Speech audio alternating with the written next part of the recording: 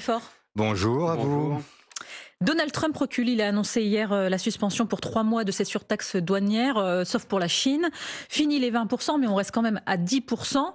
C'est un soulagement? C'est mieux que si c'était pire. Voilà, donc effectivement, on voit un président américain qui s'est rendu compte qu'il y avait un boomerang, qu'il avait lancé en fait des opérations qui se sont révélées être désastreuses pour son propre pays, où chacun a bien compris que les premières victimes seraient les Américains. Et dans un moment où on parle beaucoup de retraite, regardez ce qui s'est passé pour les fonds de pension américains, Oui. qui ont perdu 20 à 30% en fait de leur capitalisation. Et donc il y avait là les retraités, les financiers, la big tech, tous ces gens qui sont venus certainement voir le président américain pour lui dire mais c'est une catastrophe, ce n'est pas une politique économique, c'est en réalité un désastre qui s'annonce avec des perspectives inflationnistes, récessionnistes et bref. En réalité, Donald Trump fait de l'économie comme il fait de la politique, c'est-à-dire au doigt mouillé, en improvisant, en suivant ses propres instincts et qui peuvent se révéler redoutables pour lui-même comme pour ses concitoyens. Vous parlez d'improvisation, pardon, j'arrive plus à parler, mais outre-Atlantique, l'interprétation est différente. Il y a des voix qui s'élèvent, notamment chez les démocrates cette nuit, un échange très musclé entre un élu démocrate et un membre de l'administration Trump. Il parle de manipulation de cours parce que dans cette affaire, certains se sont aussi fait beaucoup d'argent. Voilà, Donald Trump avait appelé à investir en bourse avant d'annoncer cette fameuse suspension des droits de douane. Cette hypothèse, elle est crédible selon vous? Bon, je n'en sais rien. Il est possible qu'il y ait des gens qui avaient peut-être des éléments d'information que nous n'avions pas et qui peut-être en ont profité pour jouer sur les cours de bourse.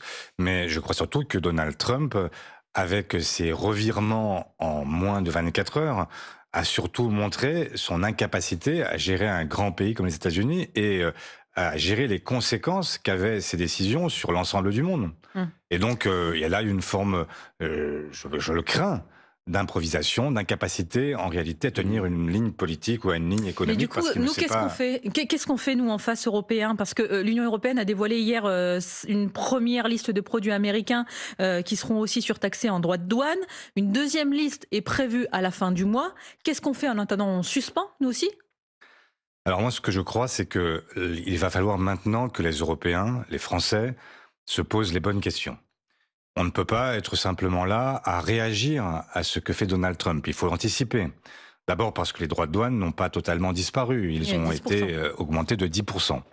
Ensuite, parce que c'est une pause de 3 mois et qu'à l'issue des 3 mois, compte tenu de ce qu'est l'imprévisibilité de la politique de Donald Trump, le mieux est qu'on se prépare cette fois-ci à ce qui pourrait arriver. Et donc, quels sont les moyens de rétorsion et quels sont les moyens aussi de faire entendre raison à Donald Trump? Et Eh bien, justement, ils sont nombreux. L'Europe a les outils aujourd'hui pour mettre à terre, enfin mettre en tout cas au pas Donald Trump. la D'abord sur question la c'est de big savoir tech. jusqu'où Mais aller, parce que sur la je big finis, tech... mais Allez. simplement pour dire que sur la big tech, il est possible de mettre en œuvre une taxation spécifique sur donc les produits numériques qui sont vendus en France et faire en sorte que toutes celles et ceux qui aujourd'hui soutiennent Donald Trump, évidemment, se posent des questions et donc là, il faudrait activer ce qu'on appelle le Digital Act. Mhm. Ensuite, il y a ce Non, qu'on mais peut ça, c'est faire au sur niveau les européen marchés. ou c'est au niveau français? Au Parce niveau qu'au européen. niveau français, on ne peut pas le faire. Au niveau Non, au européen, niveau vous savez qu'il y européen. a l'Irlande qui va bloquer. Parce que tous Mais les sièges sociaux des GAFAM se trouvent là-bas. Mais je crois que nous avons quelques moyens de pression sur l'Irlande aussi pour faire comprendre à l'Irlande qu'elle n'est pas seule et qu'on ne peut pas se comporter en Européen en se comportant à chaque fois selon ses propres intérêts, ses seuls intérêts. Ensuite, il y a toute la question des marchés publics. Les marchés publics européens sont aujourd'hui ouverts aux entreprises américaines. Demain, on pourrait appliquer une préférence européenne et tout simplement faire en sorte que tout ce marché qui est nécessaire pour la production américaine leur soit fermé et donc on puisse faire la démonstration là aussi que nous pouvons réagir à ce qu'est en Donc on fait aille jusqu'à aujourd'hui la coercition. Il y a votre collègue à gauche, François Ruffin, qui dit carrément interdire la vente des Tesla en Europe, puisque Mais Tesla, c'est Elon Musk. on peut agir sur Tesla, on peut agir sur toute une série d'entreprises qui sont des entreprises phares pour les Américains et qui sont des soutiens importants de Donald Trump. Bien sûr qu'on peut le faire, bien sûr qu'on n'a pas aujourd'hui à simplement être au fond les dindons d'une mauvaise farce. Et donc l'Europe doit effectivement se préparer à cela. Ensuite, L'alerte donnée par Donald Trump, c'est que la politique américaine est devenue si imprévisible et elle a de telles conséquences sur le commerce mondial que nous devons aussi nous poser d'autres questions sur notre propre réindustrialisation. Nous ne pouvons pas rester là, les deux pieds dans le même sabot, et considérer que, puisque finalement l'alerte a été plus ou moins levée et que donc on peut s'attendre à un retour à la raison, il faudrait maintenant considérer que tout est redevenu normal. Vous vous dites, Non. on baisse pas la garde, c'est ça ce que vous dites? On ne baisse pas la garde et ensuite on réindustrialise parce que nous avons aujourd'hui un vrai sujet qui n'est pas nouveau. On en a parlé au moment de la crise sanitaire.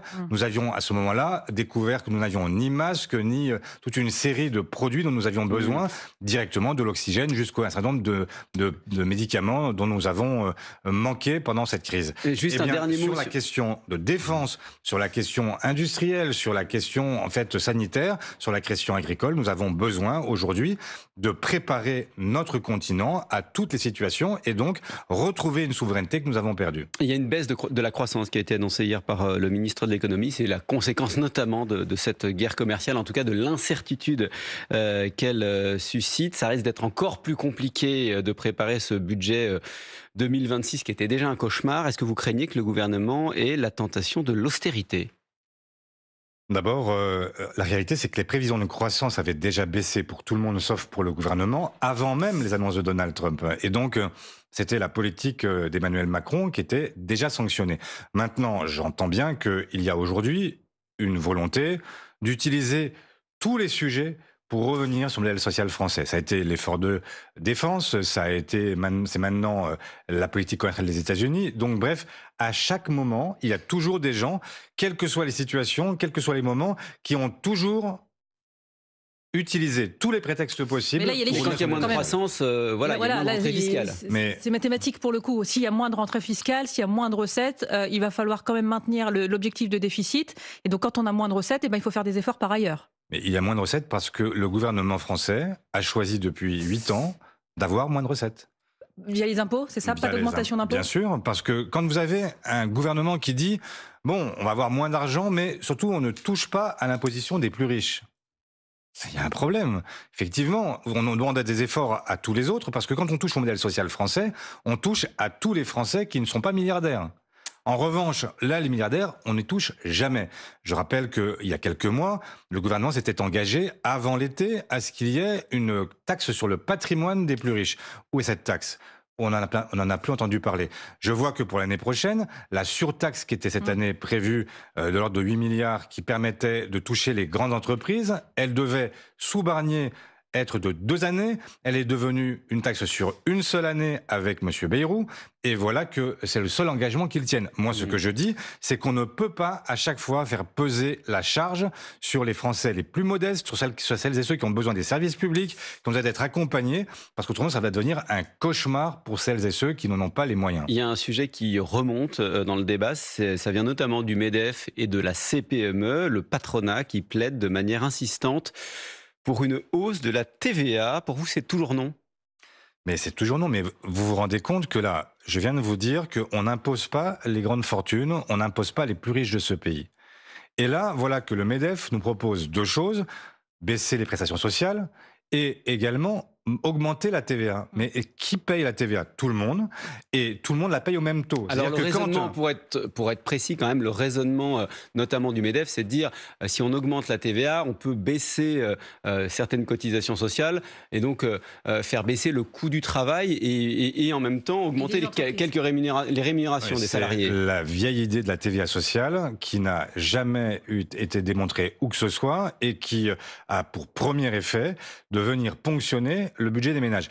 Nous sortons d'une période très inflationniste, avec des gens qui ont vu leur paquet de pâtes, qui sont privés de manger comme ils en avaient l'habitude auparavant, parce que le prix de la consommation alimentaire avait trop augmenté. Et là, qu'est-ce qu'on leur dit? On leur dit, bon, vos pâtes, votre viande, votre huile ont beaucoup trop augmenté. Eh bien, ce qu'on va faire, c'est que désormais, maintenant que l'inflation baisse, on va en fait rajouter le prix dans votre caddie. Mais est-ce que quelqu'un, sérieusement, pense que ça va aider les Françaises et les Français? L'argument du MEDEF, c'est de dire que la TVA en France, elle est inférieure à la moyenne européenne. Donc, il y a une petite marge. Non, mais Moi, je veux bien qu'on parle des moyennes européennes. Moi, je vous parle des gens qui, au supermarché, ceux que je rencontre, qui me disent le caddie, avant, il était un peu plus plein, il est beaucoup moins maintenant, parce qu'on n'arrive pas à finir le mois. Et donc là, qu'on me parle de ce que font les Anglais, les Allemands, etc., je vais vous dire, moi, je voudrais d'abord qu'on parle aux Françaises et aux Français et qu'on leur dise que non, ils vont pouvoir que oui, plutôt, ils vont pouvoir continuer à consommer et qu'ils vont pouvoir continuer à consommer simplement pour survivre. Je vous parle pas là de faire des banquets. Je vous parle simplement de gens qui aujourd'hui ont du mal à finir leur fin de mois. Mais alors du coup, on fait quoi? Parce qu'en fait, le contexte est simple. On a une guerre commerciale. Bon, là, elle est un peu suspendue, mais on ne sait pas, effectivement, on est dans un brouillard économique. On a des finances publiques qui sont dans le rouge, vous le savez très bien. Et cette menace de guerre commerciale, elle pourrait toucher 28 000 entreprises françaises. C'est ce que dit Bercy. Et ces entreprises-là, ces filières-là, elles disent...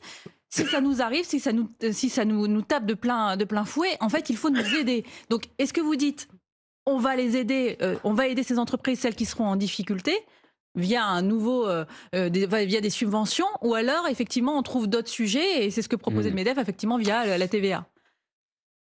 Comment on fait pour les aider? C'est ça la vraie question, au fond. Mais pour les aider, il faut qu'il y ait des consommateurs.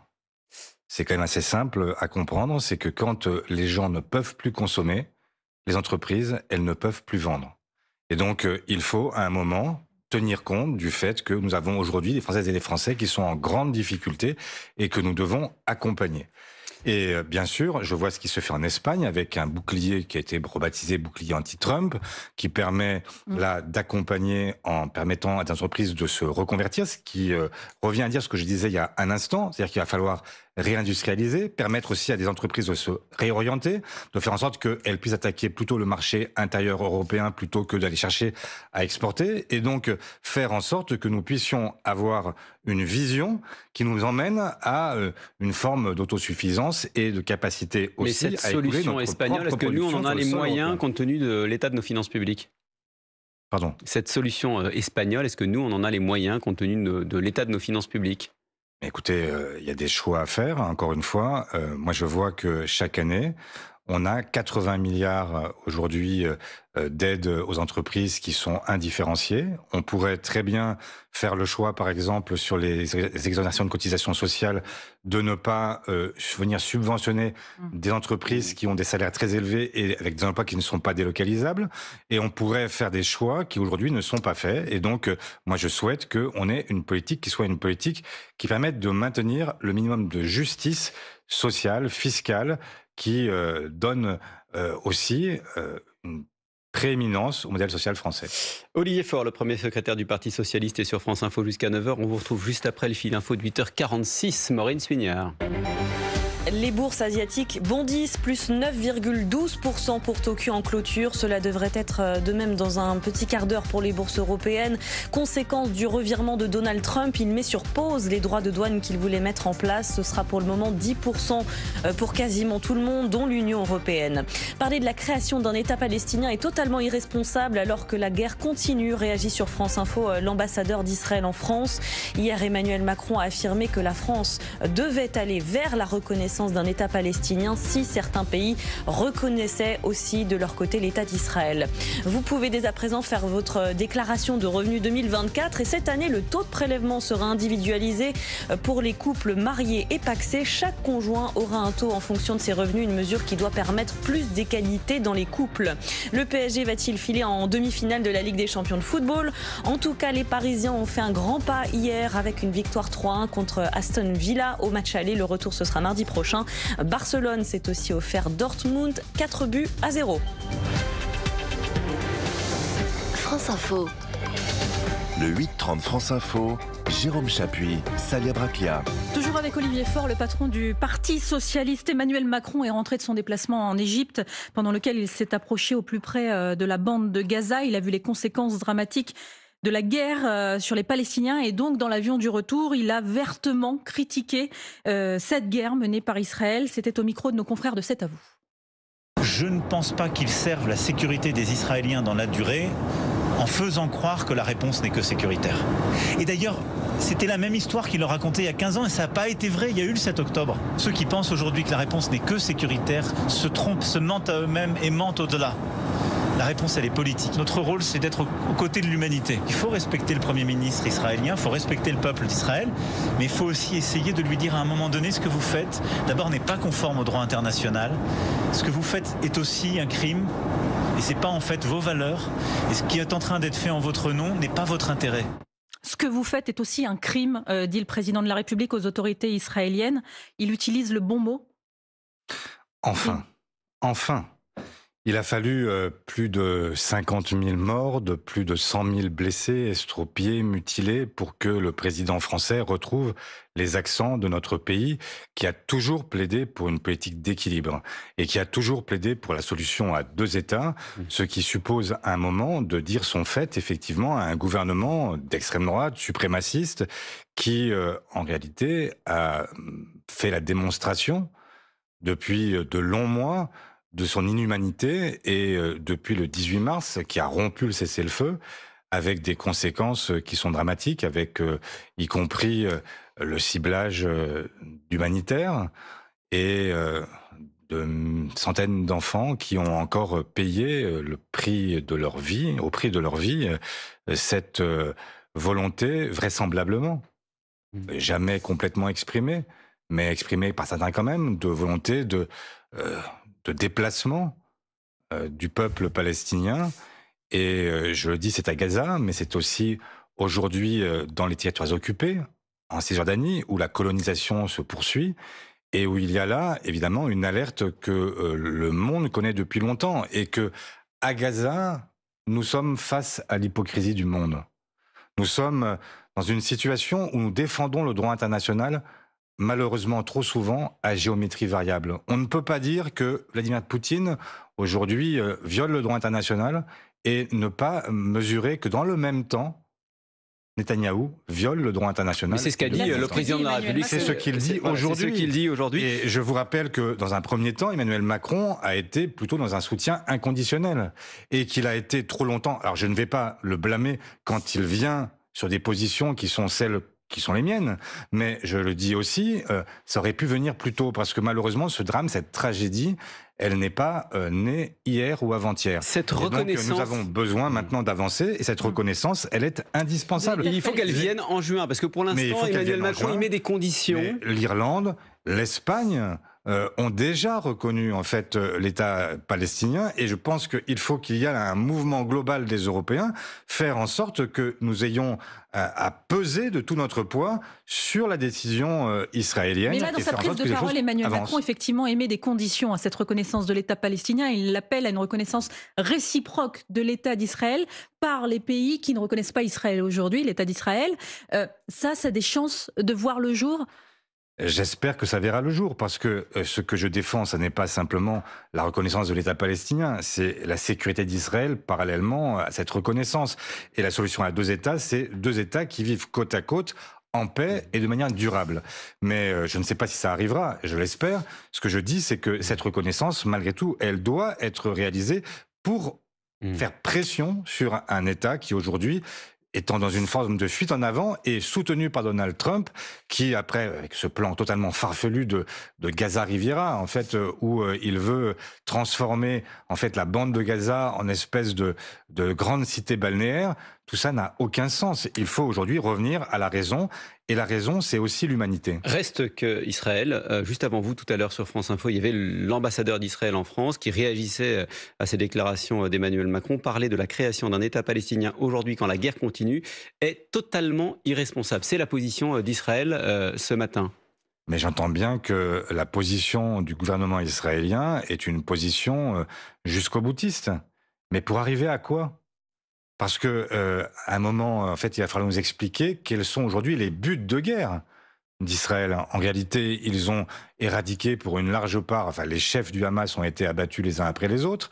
On a aujourd'hui une reproduction permanente, parce que la réalité, c'est que ils sont en train de créer un terreau très fertile pour trouver pendant des décennies celles et ceux qui reproduiront à nouveau cet octobre. Parce que quand vous avez perdu dans votre famille, votre frère, votre sœur, vos cousins, vos cousines, vos parents, etc., quel est le premier réflexe que vous avez sinon d'aller vous venger?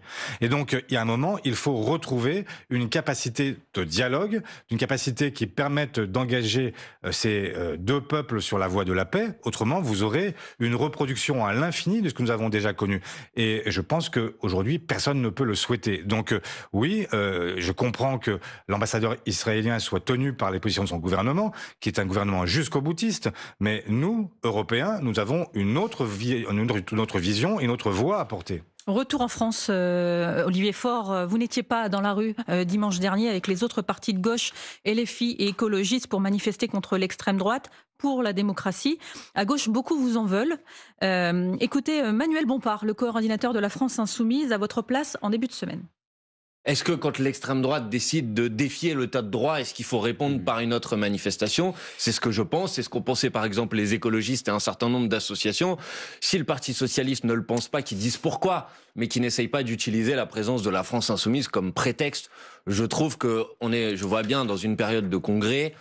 Et je vois bien que cette période de congrès a l'air de beaucoup influencer les décisions du Parti socialiste, y compris dans la lutte contre l'extrême droite. Et je trouve ça assez dommageable. Votre absence, c'était une erreur? Bon, d'abord, je n'avais pas entendu cet extrait que je découvre, mais il n'y avait pas du tout de prétexte de la présence de la France Insoumise. Moi, j'ai aucun problème. C'est ce qu'ont dit certains dans vos rangs. Il y a la France Insoumise, je n'y vais pas. Non, il y a un désaccord avec la France Insoumise, puisque Jean-Luc Mélenchon a commencé par dire que Marine Le Pen avait été destituée, ce qui était une aberration. Mais au-delà de l'aberration de Jean-Luc Mélenchon, moi je n'ai aucun problème pour me retrouver dans la rue avec des gens, y compris avec lesquels je ne suis pas en complet accord. C'est pas du tout la difficulté. Alors pourquoi vous n'y êtes pas allé? Nous n'y sommes pas allés tout simplement parce que les syndicats auxquels nous nous sommes adressés ne souhaitaient pas que nous soyons dans la rue face à l'extrême droite ce dimanche-là. Et donc, nous irons manifester samedi prochain à 17h jusqu'à 22h, je crois, place de la République. Vous auriez pu faire les deux, pardon, mais... On aurait pu faire les deux, mais nous ne voulions pas donner le sentiment qu'il y avait un face-à-face entre d'un côté ceux qui défendaient la décision de justice et ceux qui la contestaient, pour ne pas apporter de l'eau au moulin de l'extrême droite qui voudrait voir dans la décision prise par les magistrats une décision dictée par la gauche. Nous ne sommes pas... Moi, j'aurais accepté la décision inverse si la justice avait décidé que Marine Le Pen n'était pas coupable. Il se trouve qu'elle a détourné 4 millions d'euros. Eh bien, écoutez, je trouve normal que la justice fasse son travail et je soutiens son indépendance. Et donc, samedi, j'irai manifester pour dire que je soutiens l'indépendance de la justice parce que ça fait partie de ce qui est constitutif d'une grande démocratie. Voilà. Donc, j'irai non pas à l'appel du Parti socialiste, j'irai à l'appel des syndicats, des organisations non gouvernementales, des associations qui ont tout appelé. Donc, c'est la société civile qui appelle. Et donc, ce n'est pas une manifestation qui est d'ordre politique, c'est une manifestation qui est d'ordre, en fait, de défense collective des principes et des institutions de la République française. Question rapide, réponse rapide dans les 3 minutes qui nous restent, Olivier Faure. Les députés ont adopté hier la loi PLM Paris, Lyon, Marseille qui prévoit de permettre l'élection directe de la prochaine maire dans les grandes villes, Marseille, Paris et Lyon. Chez vous, chez les socialistes, tout le monde n'était pas d'accord avec ce changement de scrutin. Vous êtes de quel côté? Moi, je suis du côté de la loi M. Je suis pour que Marseille puisse voir évoluer son statut, puisque c'est une demande qui est une demande partagée par toutes les forces politiques marseillaises. Et donc, il y a là une évidence au fait qu'on peut avancer. Ça n'est pas le cas à Lyon, ça n'est pas le cas à Paris. Donc, avançons là où c'est possible. Donc, pas à Paris, pas à Lyon, mais on fait une loi différenciée. Mais aujourd'hui, ces trois collectivités ne fonctionnent pas du tout de la même façon. Oui, mais le but, c'est qu'en fait, un habitant puisse voter directement pour son maire dans ces 3 villes. C'est simple, pour le coup. Bien sûr, mais en l'espèce, ce que je vous dis, c'est que Paris, Lyon et Marseille ont connu des trajectoires depuis la loi de 82 qui sont très différentes. Et donc, vous avez des statuts qui ont tous bougé dans des sens différents. Et moi, ce que je vois que toutes les forces politiques sont prêtes à évoluer dans le sens de la loi qui est soumise à Marseille. Et donc, il faut que pour Marseille, cette loi puisse être adoptée. En revanche, je vois qu'à Lyon et à Paris, il n'y a pas de consensus. Et donc, a priori, quand on est à moins d'1 an d'un scrutin, le mieux, c'est de remettre à plus tard ce qui n'est pas encore totalement admis par tout le monde. Autre sujet qui n'est d'ailleurs pas complètement sans lien avec les municipales, les ZFE, l'interdiction des véhicules les plus polluants dans les centres-villes, zones à faible émission, jouent leur survie à l'Assemblée, ça avait été supprimé en commission. Il faut les maintenir coûte que coûte. Je vous pose la question parce que ça pénalise notamment, c'est un des arguments, les automobilistes des périphéries, des zones rurales. Et on peut penser à la Seine-et-Marne dont vous êtes élu. Oui, ça fait très longtemps que sur ce sujet-là, j'alerte pour dire que l'État doit accompagner les collectivités, qu'on ne peut pas créer des zones dans lesquelles ceux qui sont avec les véhicules les plus anciens et donc les plus polluants, eh bien, ne peuvent plus se déplacer. Mais Et on les donc, maintient ou pas alors, ces ZFE? moi, je suis pour le maintien des ZFE, mais que l'État Hmm. prenne sa responsabilité et donc assure en termes de transport collectif, en termes de substitution au mode de transport, accompagne aussi la transition vers les véhicules électriques, parce que si vous ne le faites pas, évidemment, vous privez toute une partie de la population de sa capacité à se mouvoir dans des endroits qui sont souvent des endroits où on n'a pas d'autre choix que de venir. Paris n'est pas simplement une ville, c'est la capitale économique, c'est la capitale administrative, c'est la capitale judiciaire, c'est l'endroit où on a cherché sa grand-mère à la gare parce que... Vous voulez le elle a maintien des travaillé. ZFE, mais avec davantage d'aide Mais de l'État. je souhaite pour ceux qui en ont qu'on besoin. puisse à chaque fois aider, effectivement, accompagner pour que ce soit pas, selon l'expression bien connue, punitif. Une dernière question sur les municipales en 2026. Le message est clair. Le PS décide le rejet de LFI. La gauche se débrouillera sans le PS. Ces mots, ce sont ceux de Jean-Luc Mélenchon. Réaction aux propos du député européen PS Pierre Jouvet qui a annoncé qu'il n'y aura pas d'alliance PS-LFI pour les municipales de 2026. Vous confirmez ? Alors, non seulement je confirme, mais en fait, c'est pas du tout une nouveauté. Ça fait très longtemps que, à la fois socialistes et insoumis ont annoncé qu'il n'y aurait pas d'accord national municipal et donc que nous aurions chacun à aller sous nos propres couleurs au premier tour de l'élection municipale. Merci Olivier Faure, député socialiste de Seine-et-Marne et premier secrétaire du Parti socialiste sur France Info.